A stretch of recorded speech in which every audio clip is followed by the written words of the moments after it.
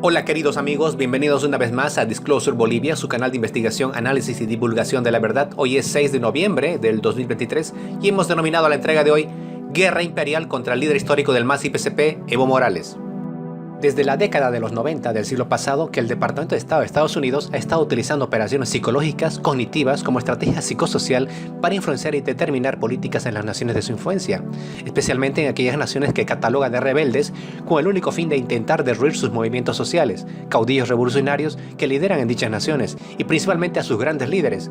Su objetivo final, apropiarse luego de sus recursos naturales sin tener oposición alguna. Ellos realizan la implementación de varias de sus agendas de control e injerencia en asuntos internos de cada país de forma sutil, encubierta y solapada mediante sus agencias como la CIA, USAID, DEA y varias de sus ONGs y organismos regionales de pantalla como la OEA, denominada la Oficina de Colonias de Estados Unidos. Y esto lo hacen utilizando varios pretextos o pantallas como el de desarrollo, reformas o apoyo a la famosa democracia a la manera gringa. Y Bolivia no fue la excepción. En este país estos organismos foráneos influenciaron desde un primer momento varias aristas de su agenda de dominación. Primero intentaron destruir el Estado unitario central con formas de disgregación y división nacional con el conocido movimiento autónomo o el de las autonomías, dirigidas luego a profundizarse ahora con las proyectadas federalizaciones, que están únicamente destinadas a atomizar los estados-nación, que bien terminan luego en separatismos, que no es otra manera más de feudalizar un país. Estos entes externos forzaron la implementación en Bolivia de la ley draconiana 1008, que asesinaba campesinos, colocaban sus bases militares americanas, tenían el control militar de las Fuerzas Armadas bajo el pretexto del control antidroga. Iniciaron la creación de un cuestionado ombudsman o defensor del pueblo, que pretendía ser un ente manipulado y funcional a sus intereses, paralelo a las tareas de los asambleístas. Promovieron el movimiento de participación popular y sus OTBs, organismos que deberían ser manipulados como estructura antigubernamental por intermedio de sus ONGs. Como el caso boliviano, se manifiesta continuamente desde antes una clara manipulación foránea a sus órganos electorales y bajo el pretexto de reformas o de organizar sus padrones logran el control de estos, de sus sistemas electorales y sus formas de legislar la actividad política, como la ley de organizaciones políticas, sugiriéndoles luego la implementación de elecciones primarias, al mejor estilo de la percepción del modelo gringo. Luego fuerzan simplemente el muy cuestionado TREP o DIREPRE, un sistema de transmisión de resultados preliminares paralelo al sistema manual tradicional sin problemas. Introducen este TREP con bombos y platillos realizado por empresas vinculadas al Departamento de Estado y dirigidos supuestamente para tener resultados preliminares, al instante, en una elección antes que lo oficial, y ofrecerlos a la opinión pública y lo mediático. Pero no se dice que este sistema y sus datos son, claro, susceptibles a una total manipulación informática para definir un ganador ante la opinión pública o bien para fraguar un falso fraude, como el del 2019 en Bolivia, donde al TREP lo hicieron fallar y bajo este supuesto motivaron a través de la OEA el tachar de fraudulenta una elección totalmente pulcra y correcta. De esta forma, el golpe vino manipulado desde la OEA, un organismo yanqui que tiene atrapada a Bolivia y de la cual este país ya debió tramitar su salida desde el 2006 y no seguir como tontos ingenuos dentro de esta falsedad. Pues bien, como no les funcionó un golpe para acabar con el MAS y PCP, su líder histórico, ahora optan por operar desde la sombra, siguiendo el plan Divide y Reinarás, causando división en el movimiento revolucionario, comprando conciencias mediante prebendas, cooptando al interior personas y políticos claves, aquellos a quienes carcome la envidia, el interés individual y el enriquecimiento fácil. Esto para causar oposición dentro del mismo movimiento revolucionario, induciéndoles a la traición, abandonar lo principal, su ideología, su doctrina, inclusive llegar a extremos del desconocimiento total del líder nato histórico y de la misma dirección legítima del movimiento. Esta estrategia de intentar fracturar desde dentro el movimiento revolucionario político más grande de Latinoamérica, el MAS y PCP, con diversos factores ya descritos, el de proscribirlo judicialmente del ámbito político en base a estratagemas, sumado a una brutal guerra imperial de querer atacar y destruir a su gran líder nato histórico y padre fundador del MAS y PCP, Evo Morales Ayma, a quien también se quiere proscribir, desaparecer y si fuera posible asesinarlo, siguiendo a la letra la instructiva, la planificación, la receta del Departamento de Estado de Estados Unidos, muy bien acatada y puesta en marcha por el fascismo golpista que por lo visto ya se infiltró en las filas del MAS y PCP y en el actual gobierno, está preocupando al pueblo mismo, al revolucionario y lo que podría ocurrir y sobrevenir con el destino futuro de Bolivia. Y para explicarnos puntualmente algunas interrogantes que surgen sobre este tema, tenemos como invitado especial de lujo a Fernando Vázquez, boliviano, experto analista en temas políticos y de estrategia, formador político y miembro destacado de la Escuela de Formación Política del MAS y PCP. Estimado Fernando, bienvenido. Gracias por aceptar la invitación. Por favor, tu saludo al programa. Buenas tardes, amigos de Disclosure Bolivia. Gracias por la oportunidad de la entrevista. Empezamos con la siguiente cuestionante. ¿Por qué en Bolivia el gran movimiento o caudillo revolucionario progresista que lidera el líder indígena revolucionario Evo Morales Ayma es un problema, un gran obstáculo para Estados Unidos y sus acólitos fascistas, incluyendo para los autodenominados renovadores, los infiltrados en el MAS y PSP? Bien, a ver, ¿qué es lo que está pasando en Bolivia? Sencillamente que en el 2019 se puso en práctica pues un golpe de Estado, que yo lo llamo un golpe de Estado de nuevo tipo, porque fue un golpe de Estado multifuncional, ¿sí? Multinivel, si vale el término. Ahí hemos visto por primera vez la articulación de diversos actores que hacen a la vida de nuestro país. Por ejemplo, hemos visto la articulación de los comités cívicos, cosa que antes no ocurría, porque antes los golpes de Estado era este, a cuchillo abierto, ¿no es cierto? Es decir, con intervención directa de los militares. Hoy día hemos visto la articulación también de las fuerzas, de los núcleos conservadores de las diversas iglesias, llámese cristianas, evangélicas. Hemos visto también el concurso de todo el cartel mediático que en definitiva ha sido la verdadera oposición al gobierno del MAS durante los 14 años que estuvo al frente del gobierno el compañero Evo Morales. Eso hemos visto en el 2019 y eso generó un golpe de Estado.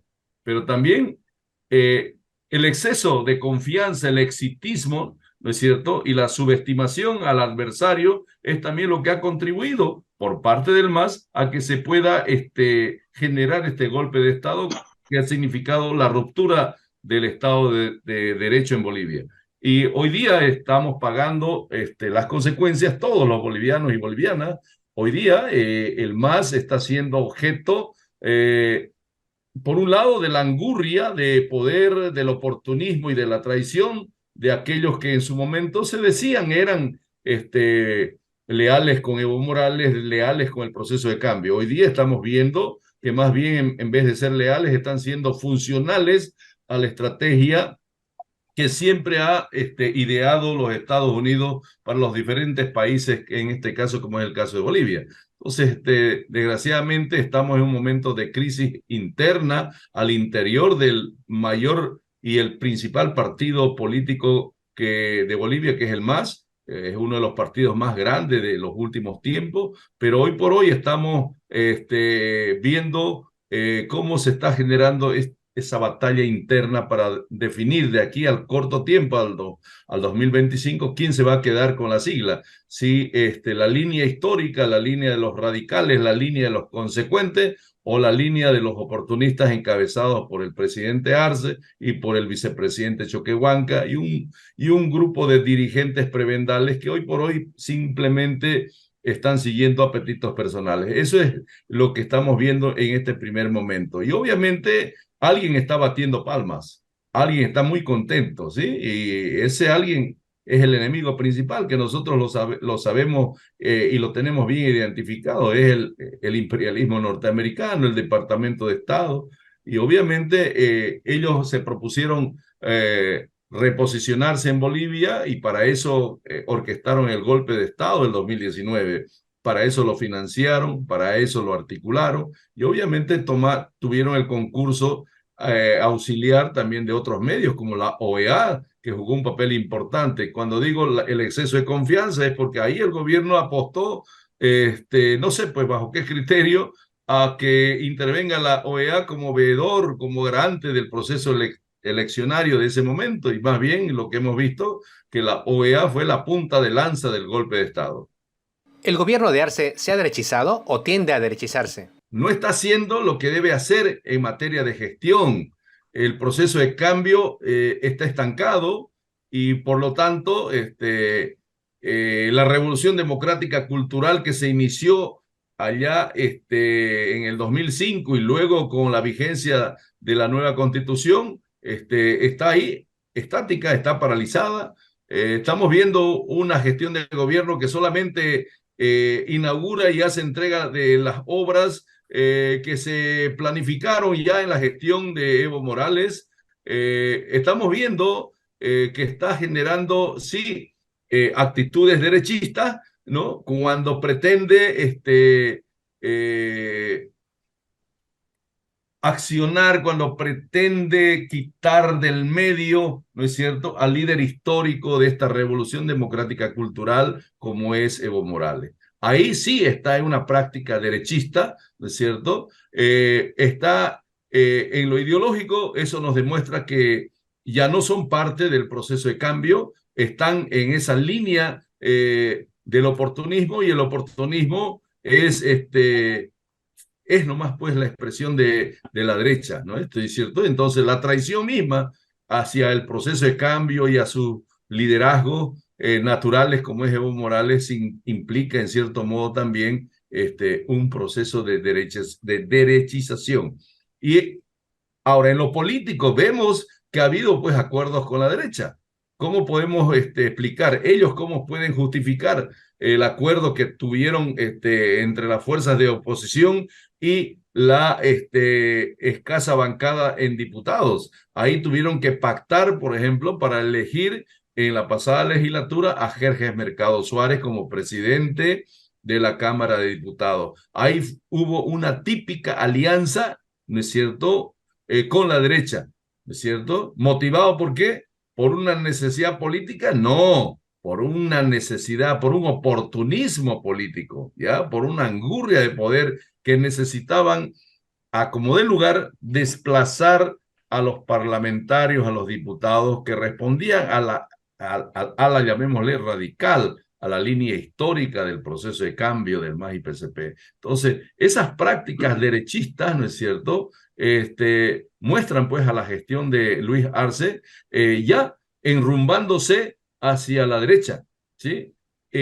Ahora, en el tema del litio, ahí también hay cosas que preocupan, que esperemos que no se concreten, porque si eso ocurriera así, si es que el gobierno facilitaría que de algún modo Estados Unidos tenga su cabecera de playa en el litio, ahí sí estaríamos ante una traición y obviamente ya ante una posición netamente de derecha. Desde un comienzo, antes de las elecciones, nosotros decíamos que en el MAS había un Lenín Moreno y en su momento nosotros lo apuntábamos a David Choquehuanca. Tal vez nunca habíamos visto que el verdadero enemigo iba a ser Luis Arce, ¿sí? Tal vez pecamos también nosotros de cándidos y creímos que Luis Arce era el hombre. Y bueno, pues nos hemos desayunado cuando nos hemos enterado que incluso Luis Arce ni siquiera fue parte de las discusiones ni del mismo proceso de nacionalización de los hidrocarburos. Fue un tecnócrata y obviamente fiel a ese espíritu, hoy está prácticamente tratando de liquidar todo lo que significa el MAS y PCP, tratando primero de usurpar la sigla para aprovechar ese hecho para capitalizarse políticamente en unas futuras elecciones. Y por el otro lado, obviamente, tratando, si no le funciona esa estrategia, tratando de incluso liquidar política o judicialmente a Evo Morales. Y si eso ocurriera, estaríamos ante la constatación de una traición y obviamente esa traición ¿a quién le va a beneficiar? ¿A Lucho Arce? No. En definitiva, le va a beneficiar a la derecha boliviana, al imperialismo norteamericano, porque Evo Morales es la médula, como decimos acá en el Oriente, es el tuétano de esta revolución. Y no es que uno sea evista por capricho, no. Evo representa el programa, Evo representa el proyecto político, Evo representa la lealtad del líder, no consigo mismo, sino con el pueblo. Y porque Evo Morales a lo largo de todo este tiempo ha demostrado eso, lealtad con el pueblo, y ha sido consecuente con lo que desde un comienzo él plasmó en el programa de gobierno. Ninguna parte, ni siquiera la primera letra del programa 2025 se está poniendo en práctica, ¿sí? Es más, ni se lo discute. Por lo tanto, no se está poniendo, no se está discutiendo ni se lo está implementando el Plan 2025 o la Agenda 2025. Hemos visto cómo el dichoso sistema de elecciones primarias fue copiado o traído desde afuera como una moda gringa y ahora debe aplicarse obligadamente dentro de los partidos políticos. Es un sistema que está diseñado para destruir los liderazgos natos históricos y por ende cualquier caudillo revolucionario vigente en las organizaciones políticas, creando anticuerpos de oposición dentro de los mismos. Fernando, ¿tu opinión al respecto? Obviamente, en ese punto también tenemos que ser nosotros conscientes y autocríticos.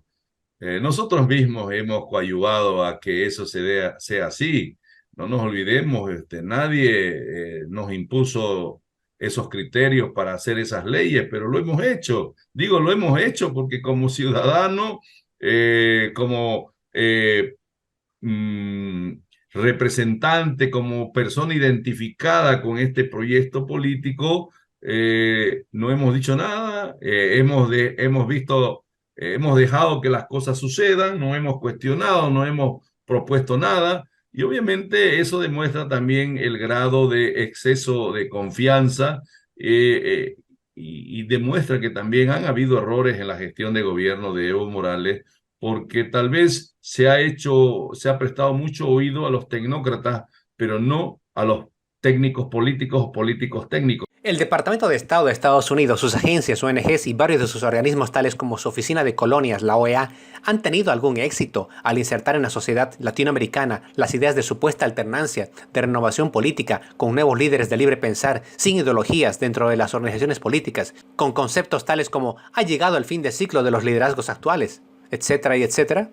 Obviamente que esas matrices de opinión, por ejemplo, las van imponiendo allá donde obviamente los liderazgos le son rebeldes.